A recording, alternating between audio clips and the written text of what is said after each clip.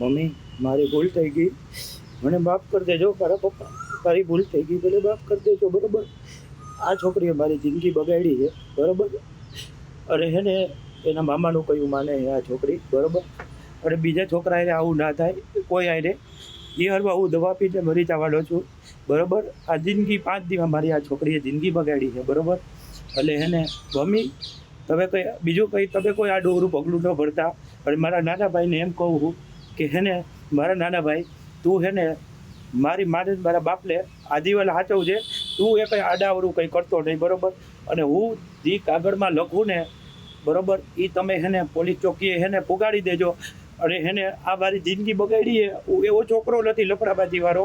બરાબર, અને મામાએ દીકરીએ મારી જિંદગી બરબાદ કરી છે. મામાનું નામ છે વિજયભાઈ દુર્લભજીભાઈ સોલંકી છે, અને મારી પત્નીનું નામ છે ચાંદની. બરાબર, અને એના મમ્મી પપ્પાએ મને કીધું હતું કે ભાઈ એના 2 જલ છૂટી ગયા છે. બરાબર, એના મમ્મી પપ્પાએ એમ કીધું હતું કે ભાઈ આ કરતો નહીં, કે આ તારું છે ને લગ્ન પછી છોડાવશે, અને આ મામો દીકરી બે ભેગા રહી છે અને પૈસા પડાવવાનું કામ કરે છે. બરાબર, એટલે એને સજા થવી જોઈએ તો જ મારી આત્માને શાંતિ મળશે. બરાબર, તા લગન મારી આત્માને શાંતિ નહીં મળે અને મારી લાશ સંભાળવામાં આવશે નહીં. અને હું કાગળમાં લખી લઉં, કાગળમાં લખીને જઈશ. બરાબર, એ પોલીસ ચોકીએ અમારા ઘરના સભ્યો અને અમારા કોઈ આજુબાજુવાળા હોય અમને સાથ સહકાર આપવાવાળા વિનંતી કે હે ને મારા ઘરના સભ્યને હે ને ત્યાં તમે હે ને ત્યાં પોલીસ ચોકીએ પુગાડી દેજો. અને આ મામાને આ ભાણકી ઉપર કાયદેસરની કાર્યવાહી થાય. બરાબર, અને એને જેલમાં જવું પડે તો જ મારી આત્માને શાંતિ મળશે. બરાબર,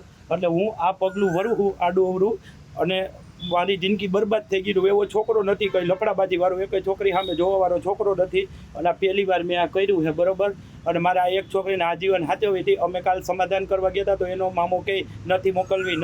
મને મારા મમ્મી અને મારી બેનને જેમ ફાવે એમ બોલતા હતા. બરાબર, અને એને મજા આવે એમ, અને મારી તો કંઈ ત્યાં વેલ્યુ જ નથી. હું એને ગમતો જ નહોતો. બરાબર, અને એ છોકરી ડાયરેક્ટ મને કહે કે હે ને તમે અહીં કે હે ને અહીંયા રહેવા આવતા રહ્યો પિયુષ. બરાબર, તમે અહીંયા રહેવા આવતા રહ્યો. ડાયરેક્ટ હજી 5 દીમાં મને તમારા મમ્મી આરે નથી મેળ આવતું, તમારી બેન આરે મેળ નથી આવતું. બરાબર, હવે તમે 5 દિવસમાં અહીંયા રહેવા આવતા રહ્યો. બરાબર, એટલે હું બધાને એમ કહું, બધી છોકરીઓ મારી બે દીકરીઓને એમ કહું કે કોઈ દીકરાઓ હારે જિંદગીની ખીલવાટ ના કરો. બરાબર, મારી હારે આવું થયું છે, આ હવે બીજા જ કોઈ છોકરા હારે થાય નહીં. આવી જિંદગીની ખીલવાટ આવી ના થાય. બરાબર, એટલે હું આ પગલું આડું ભરું અને મારી માને અને મારા બાપને હું બધાને નમ્ર વિનંતી કરું છું કે મારા હગાવાલા મારી માને અને મારા બાપને સાચવજો. બરોબર, મારા ભાભી સમજ્યા જ નહીં. પછી એને છેલ્લે નિર્ણય લીધો એને કે મારા ભાઈને એમ કીધું પિયુષને કે તું અહીંયા આવી જા, જયપુર રહેવા આવી જા ઘર જમાઈ, તો હું તારી સાથે સંબંધ રાખું, બાકી હું તારે છૂટાછેડા હું લઈ લઉં. એટલે આની સજા છે ને એ 2 મામા દીકરીની બધી જાળમાં ફસાવાની છે અમને. એની આ બધી સજા થાય ને નમ્ર વિનંતી મારી ના, જેથી કોઈ બીજા છોકરા પગલું ભરી શકે નહીં.